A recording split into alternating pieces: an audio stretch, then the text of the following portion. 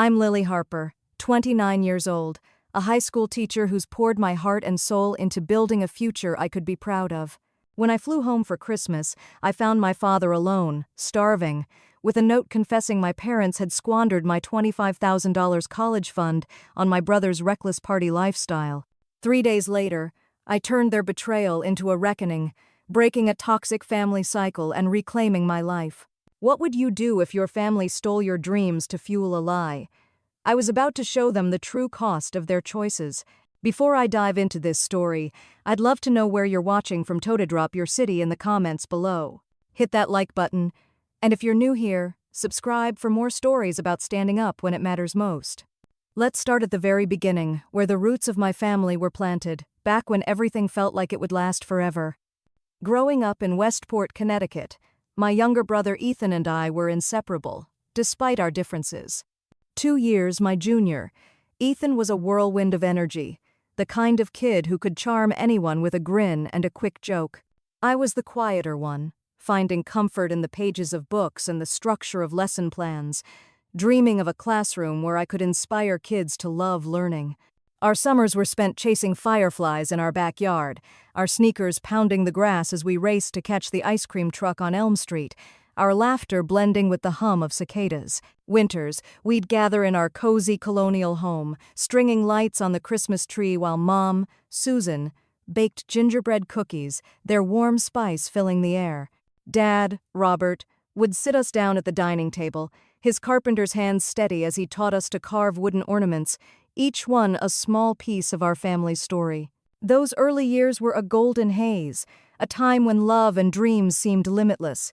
Ethan and I would sprawl on the living room rug, plotting our futures under the glow of a flickering fireplace. He'd be a rock star, he declared, strumming an air guitar, or maybe a pro skateboarder tearing up half pipes. I'd be a teacher, I said, picturing a classroom filled with eager faces, kids discovering Shakespeare or solving equations. Our parents indulged Ethan's wild ambitions, signing him up for guitar lessons, skate camps, anything that fed his restless spirit. I found joy in quieter pursuits, organizing book drives for our school, volunteering at the library, my knack for planning earning me nods from teachers. Back then, the differences in how we were treated were subtle, like shadows at dusk, too faint to name. But as we hit high school, those shadows grew sharp and undeniable. Ethan joined the lacrosse team, instantly becoming the star player, his speed and flair drawing crowds to every game. Mom and Dad were there for every match, waving banners with his jersey number, hosting barbecues for his teammates in our backyard. Their cheers echoed across the field, their pride a tangible force. I gravitated toward the debate team and the school newspaper, where I served as editor, pouring hours into crafting articles and managing deadlines. My tournaments, where I'd argue policy positions or present editorials, were quieter, held in half-empty auditoriums with a handful of parents in the stands.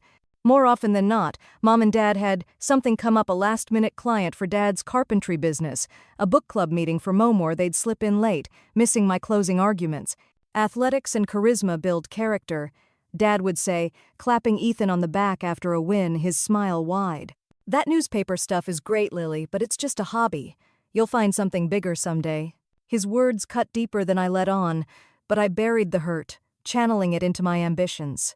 At 16, when Dad's business, Harper Woodworks, hit a rough patch after losing a major client, and Mom's part-time job at the local library barely covered groceries, I stepped up.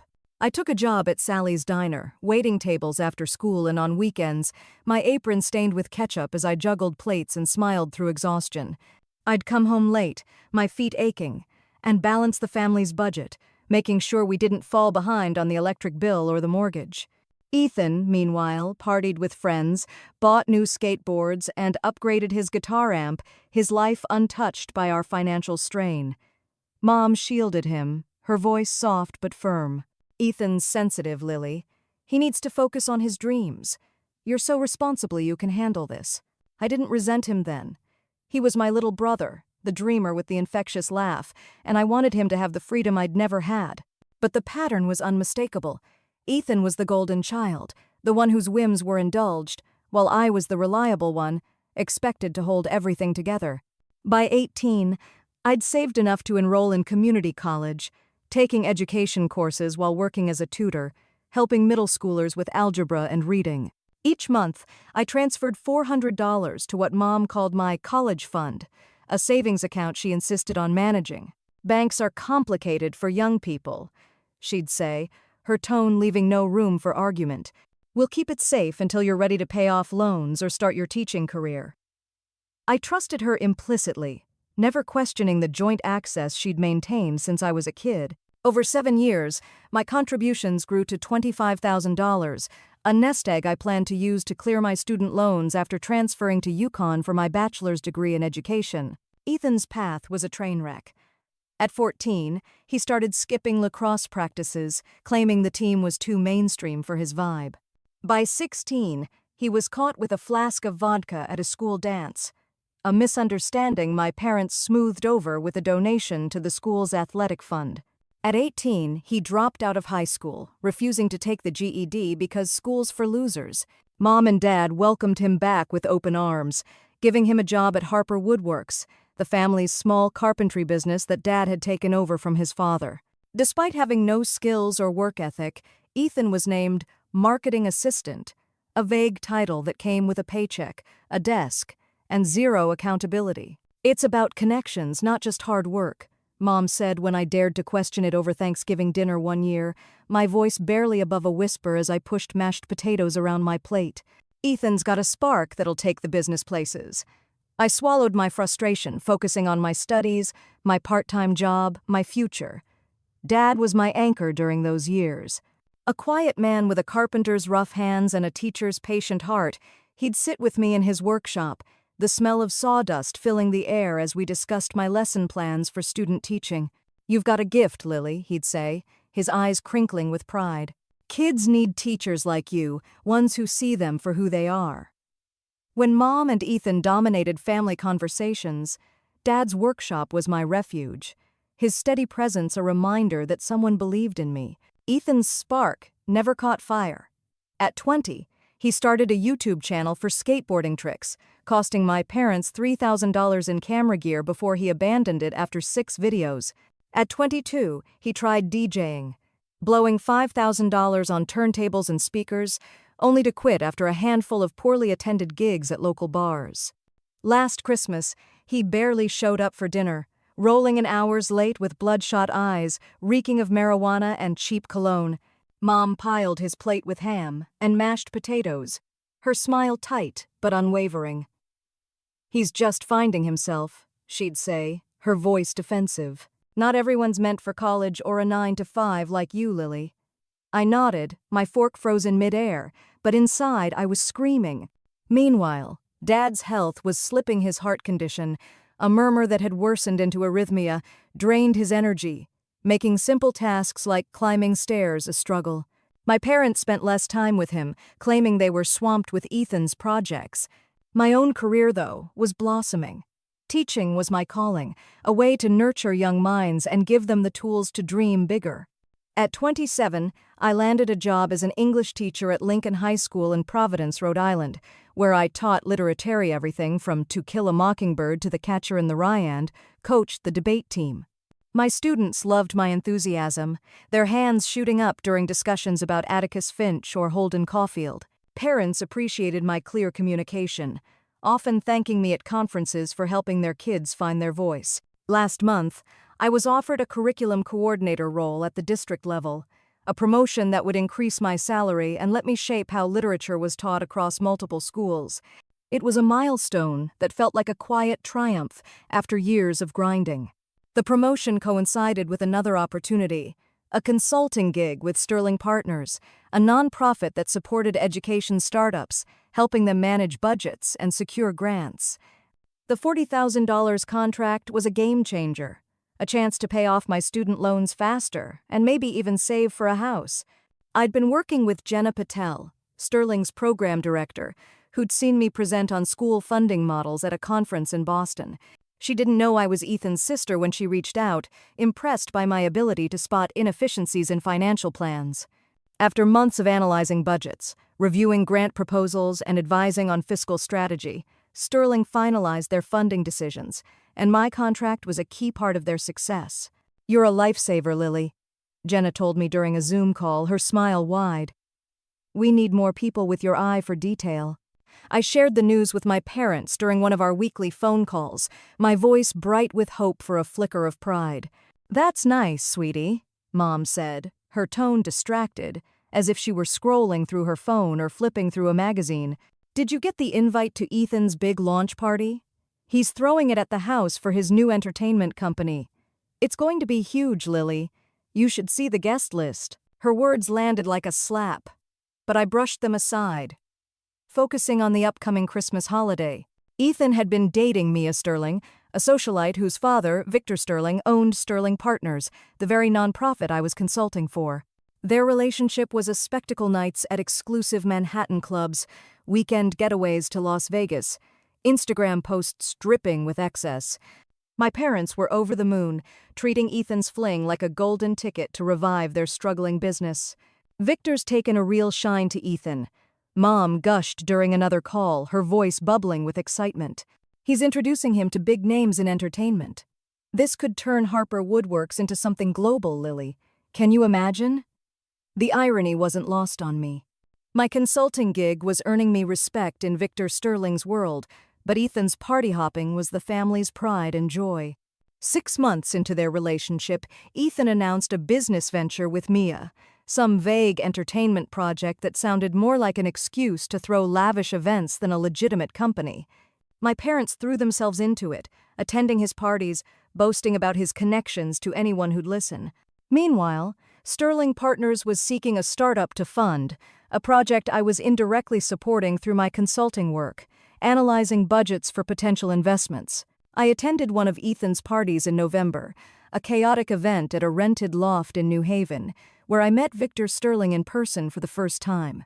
He was a polished man in his late 50s, with silver hair and a handshake that conveyed quiet authority. "You're the budget wizard Jenna's been raving about?" he said, his smile warm as he greeted me in the crowded room, the bass of Ethan's DJ set thumping in the background. "Your work's saving us a fortune on bad investments. We're lucky to have you on board." I thanked him, a rare wave of validation washing over me after years of being overlooked. "Call me Victor," he added, his tone genuine. "Let's grab coffee sometime to discuss your insights. I could use someone with your clarity in our corner." Before I could respond, Mom appeared at my side, her eyes wide with surprise, her champagne flute nearly spilling. "You two know each other?" she asked, her voice tinged with unease, as if I'd wandered into a space I didn't belong. "We just met," I replied, keeping my tone even. Victor was kind enough to praise my consulting work. "Your work?" Victor raised an eyebrow, clearly intrigued. "Wait, Harper, you're Ethan's sister. He didn't mention you were consulting for us." The air grew thick with awkwardness, the music suddenly too loud. Mom laughed, a nervous, grating sound that made my stomach twist. "Oh, Lily's our little teacher," she said, as if I were still grading spelling tests in middle school. "Ethan's the one with the big ideas, like his dad, you know." Victor's expression shifted, a mix of confusion and curiosity, but he recovered smoothly. "Well, talent clearly runs in the family, just in different directions. Quite a fortunate coincidence." I forced a smile, but inside I was burning. It wasn't a coincidence that Ethan hadn't mentioned my role. My success didn't fit the narrative he'd crafted as the family's golden boy, the one destined to save Harper Woodworks with his charm and connections. Mom's dismissal calling me a little teacher in front of a man who'd just praised my expertise cut deeper than I wanted to admit. It was a reminder of where I stood in their eyes. Reliable, responsible, but never the star. Despite the sting, I clung to a fragile hope that Christmas would be different. Maybe my $40,000 consulting contract, my $25,000 college fund, and my years of hard work would finally earn me a place at the family table, a moment where they'd see me for who I'd become. I spent weeks planning my trip home, choosing an outfit that felt festive yet grounded, a forest green sweater paired with dark jeans, a nod to the holiday without trying too hard. I wanted to walk into that house as the woman I was, not the overlooked sister they'd always dismissed. I also invited Sarah Nguyen, my friend and a social worker from Providence. to join me for the holiday, knowing her steady presence would keep me grounded. Are you sure you want me there? Sarah asked over coffee the week before, her social worker's skepticism sharpening her tone as she stirred her latte. From what you've told me about your family, it sounds like a pressure cooker waiting to explode. I sighed, poking at my muffin. That's exactly why I need you there, Sarah. You're my reality check. You'll keep me from getting sucked into their chaos. She raised an eyebrow but nodded.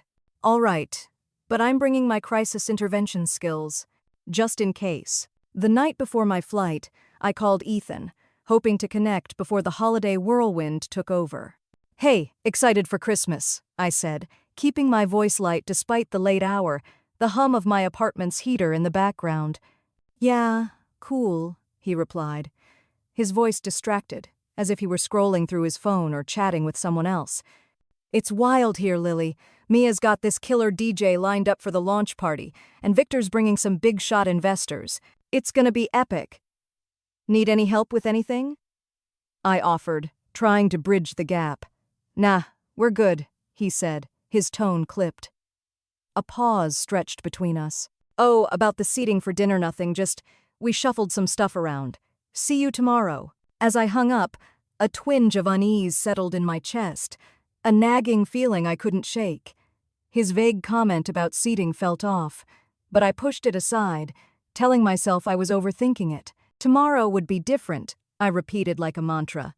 Tomorrow, I'd walk into that house as an equal, not the sister who always faded into the background. Tomorrow, they'd finally see me for who I was. I landed in Connecticut on Christmas Eve, the crisp December air biting at my cheeks as I drove my rental car through Westport's familiar streets. The neighborhood was a winter postcard houses aglow with twinkling lights, wreaths on doors, snow dusting the lawns. But as I turned onto our street, my stomach twisted into knots. Our house, a two-story colonial where I'd grown up, was dark, the porch unlit, the windows black as pitch. No glow from the kitchen, no flicker of a Christmas tree. It looked abandoned, a stark contrast to the festive warmth of the neighbors' homes. I parked in the driveway, my suitcase wheels crunching on the snow-covered pavement as I approached the front door, my breath visible in the cold. The door was unlocked, which was unusual. Mom always insisted on locking it, even during the day, her voice sharp with warnings about strangers. Mom? Dad? I called, stepping into the foyer, my voice echoing in the stillness. The house smelled musty, like it hadn't been aired out in days. I flipped on the light switch, revealing a cluttered living room blanket strewn over the couch, a pile of unopened mail on the coffee table, a half-empty pizza box on the floor. My heart pounded as I moved toward the kitchen, drawn by a faint shuffling sound, like someone moving slowly. There, under a single dim bulb, sat my father at the kitchen table, his silhouette frail against the shadows. He was eating a slice of plain white bread smeared with margarine, his hands trembling as he tried to hold it, the effort visible in his tightened jaw. His face was gaunt, his cheeks sunken, his eyes dulled by exhaustion. He looked 10 years older than when I'd last seen him 6 months ago, his heart condition clearly taking its toll. "Dad?" I said, dropping my bag with a thud, my voice catching in my throat.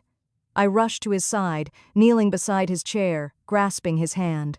His skin was cold, his fingers bony. "What's going on? Where is everyone?" He looked up, his eyes meeting mine with a mix of relief and shame. "Lily," he said, his voice raspy, barely above a whisper. "You're here." I squeezed his hand, feeling the fragility of his bones, the weight of his exhaustion. "Why are you alone? Where are Mom and Ethan?"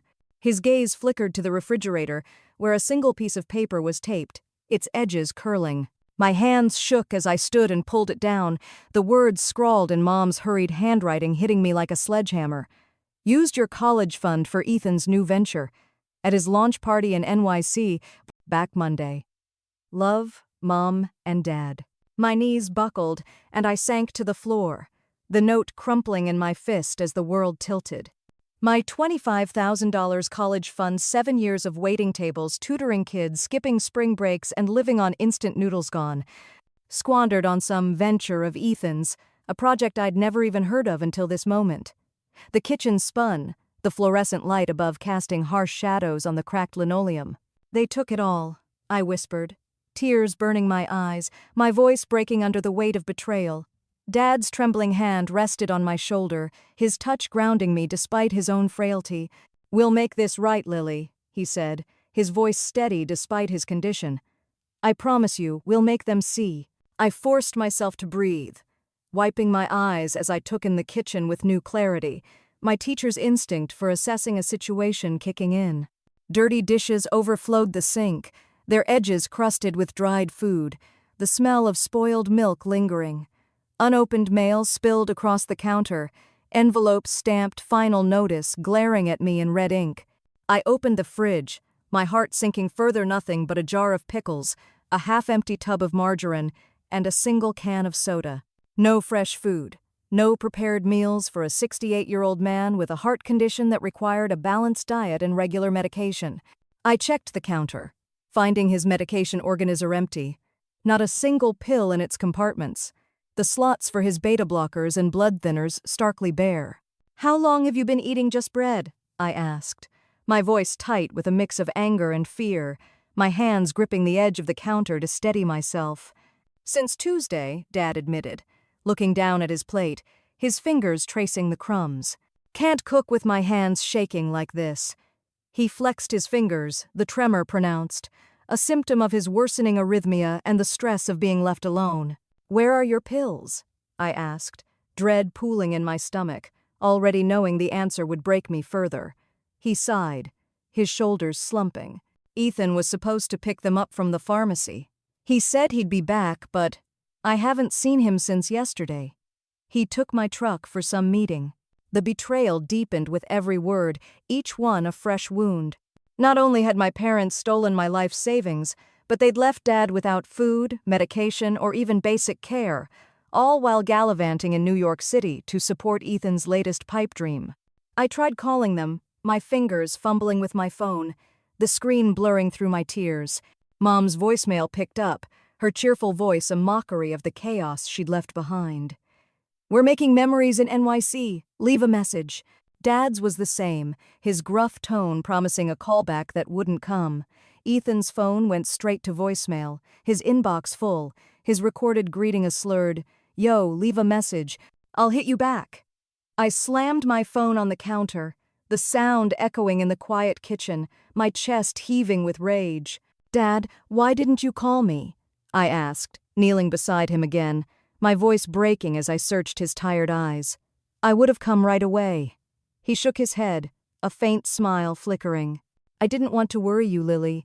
You're doing so well in Providence, teaching those kids, building your life. I thought they'd come back." The guilt in his voice shattered me. This wasn't his fault, it was theirs. My parents, who'd always put Ethan's whims above everything else. Ethan, who'd taken Dad's truck, his medication, and left him to fend for himself. I hugged him tightly, his frail frame trembling against me, his flannel shirt smelling faintly of sawdust and home. "You're not a burden," I said, my voice fierce. "We're fixing this, together." I helped Dad to the guest room, tucking him into bed with a glass of water and a promise to sort things out. As I stood in the silent kitchen, the crumpled note still in my hand, the weight of their actions settled over me like a storm cloud. This wasn't just about the $25,000, though that loss was a gut punch, a betrayal of every sacrifice I'd made. It was about a lifetime of favoritism, of being pushed aside while Ethan was propped up, no matter how many times he crashed and burned. It was about Dad, the man who'd taught me to carve wood and dream big, left to starve in a house that was falling apart around him. I wasn't just angry, I was done. Done with their lies, their excuses, their exploitation. This wasn't a family, it was a house of cards, and I was ready to tear it down. The next morning, Christmas Day, I woke early, the gray winter light filtering through the dusty blinds, casting long shadows across the living room where I'd slept on the couch. I made coffee with the last of the stale grounds I'd found in a tin, the bitter taste mirroring my mood. Dad joined me at the kitchen table, looking frailer in the daylight, his hands wrapped around a chipped mug, his flannel shirt hanging loosely on his frame. He moved slowly, each step a careful effort, his heart condition making even small tasks exhausting. "I should have told you sooner," he said, his voice heavy with regret, his eyes fixed on the table's worn surface. They've been struggling with Ethan's schemes for years. What schemes? I asked, sitting across from him, my teacher's instinct for piecing together a story kicking in. He hesitated, then shuffled to a cabinet and pulled out a battered shoebox, its lid taped shut, the cardboard edges frayed from years of handling. I kept these, just in case, he said, setting it between us, his hands trembling as he lifted the lid. I opened it, finding a jumble of bank statements, letters, and receipts, each one a piece of a grim puzzle that told a story of betrayal and neglect. As we sorted through the documents, the truth unfolded like a slow-motion car crash, each page revealing a deeper layer of deception. My parents had been funneling money to Ethan for years, bankrolling one failed venture after another, each more reckless than the last. At 18, he'd started a YouTube channel for skateboarding tricks, costing them $3,000 in camera gear before he abandoned it after posting 6 poorly edited videos. At 20, he'd tried his hand at DJing, blowing $5,000 on turntables, speakers, and neon stage lights, only to quit after a handful of gigs at dive bars, claiming the crowds didn't get his vibe. At 22, he'd launched a clothing brand, a half-baked idea that amounted to overpriced t-shirts with his nickname, E-Dog, printed in garish fonts, costing my parents $4,000 in startup costs before it collapsed under the weight of zero sales. The shoebox revealed more than just Ethan's failures. My parents had taken $15,000 from Dad's retirement savings, calling it a loan they promised to repay but never did, the withdrawals documented in stark black and white bank statements. They'd remortgaged the house twice, the second time at a punishing interest rate, to keep Ethan's dreams afloat. They'd maxed out 3 credit cards, racking up $20,000 in debt, and even taken out a payday loan at 300% interest, a desperate move that screamed financial ruin. The latest blow was Ethan's entertainment company, a vague venture that seemed to revolve around throwing lavish parties at clubs and renting lofts for investor events. Bank records showed they'd transferred my $25,000 college fund to a new account labeled E-Dog Entertainment over the past 6 months, with the final $8,000 withdrawn 3 days ago, all authorized by Mom, who'd kept joint access to my account since I was a teenager. My hands shook as I read the statements, each withdrawal a stab to the chest. 7 years of waiting tables at Sally's Diner, tutoring middle schoolers until midnight, skipping spring breaks to pick up extra shifts, living on instant noodles to save every penny raised. Wasted on Ethan's parties, his designer clothes, his endless quest to be someone he wasn't. Why would they do this? I asked, my voice barely a whisper, my eyes burning with tears I refused to let fall. Dad's gaze was distant, his fingers tracing the rim of his mug.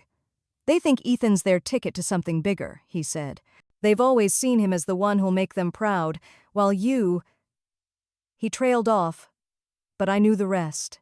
While I was the reliable one, the one who didn't need attention, the one they could take from without ever asking. I pulled out my laptop, my fingers trembling as I searched for E-Dog Entertainment. The website was a flashy disaster-blurry photos of Ethan posing in clubs, neon graphics, and a Book Now button that led to a broken link. Instagram posts under the handle at E-Dog Vibes showed him at parties, draped in designer jackets, popping champagne with Mia Sterling and a crowd of strangers, captioned with hashtags like "number big moves" and "number next level." Reviews on obscure forums called it a scam, accusing Ethan of taking deposits for events that never happened or selling VIP passes to non-existent shows. One user claimed they'd lost $1,000, another said they'd reported it to the police.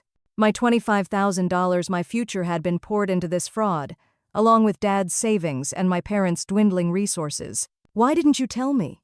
I asked, my voice cracking as I turned to Dad, searching his tired eyes for answers. He looked down, his hands shaking more noticeably now. I didn't want to burden you, Lily, he said.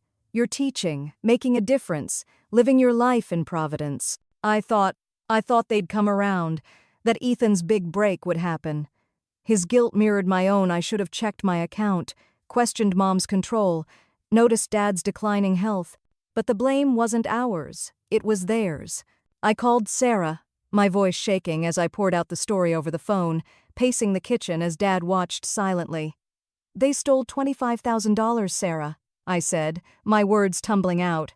"My college fund, Dad's savings, and they left him without food or medicine. He's starving, Sarah. He's sick."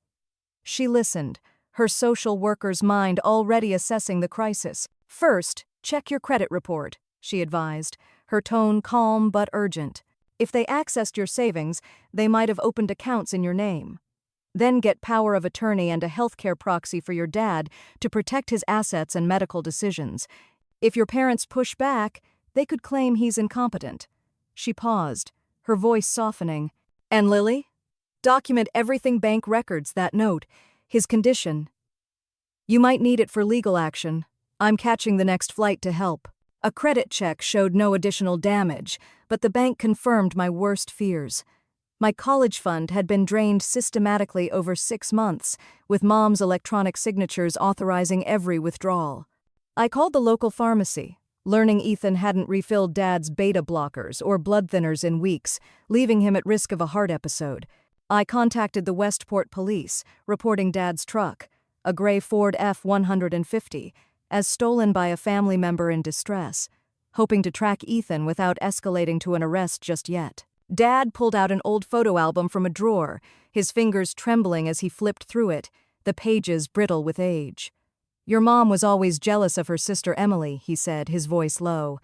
"Emily got special treatment growing up, and Susan resented it. Now she's doing the same with you and Ethan, favoring him no matter what it costs us."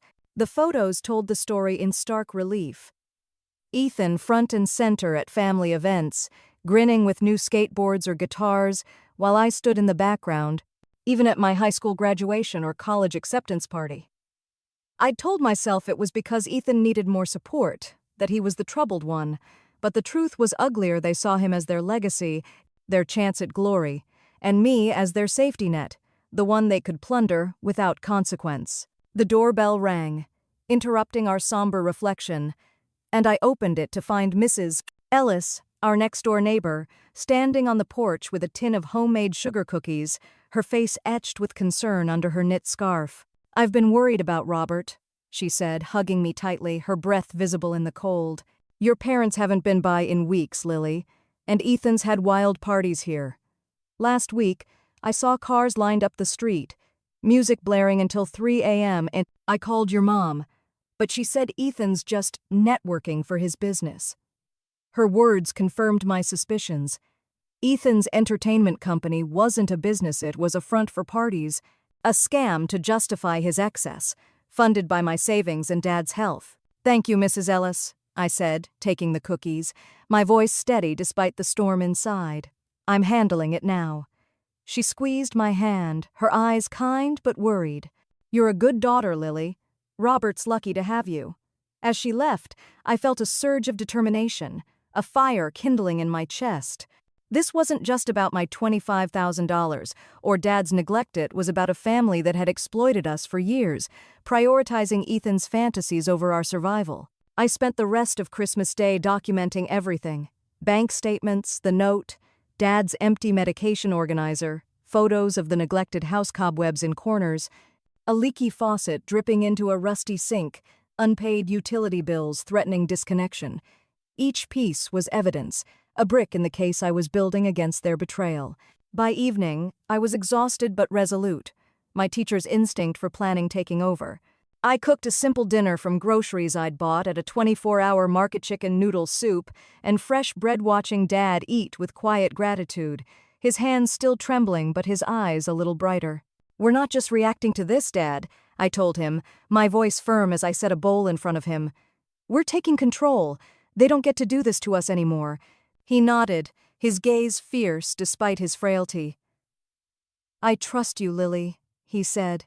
"You've always been the strong one." Christmas morning should have been a time for joy, but the house felt like a crime scene, the silence heavy with the weight of what we'd lost. I made coffee with instant grounds from the pantry, the bitter taste grounding me as I sat with Dad at the table, the photo album still open between us. "We need to talk about what's next," I said, pulling out my laptop, my fingers hovering over the keys. We can't stay in this limbo, Dad. You're not safe here. I called Ethan again, leaving a voicemail that cut through my usual patience. Dad's sick, Ethan. You took my $25,000 and left him without food or medicine. Come home now, or I'm reporting you for theft. I checked his Instagram, my anger flaring at posts from New York City Ethan posing in a velvet blazer, popping champagne at a rooftop club, Mia Sterling on his arm.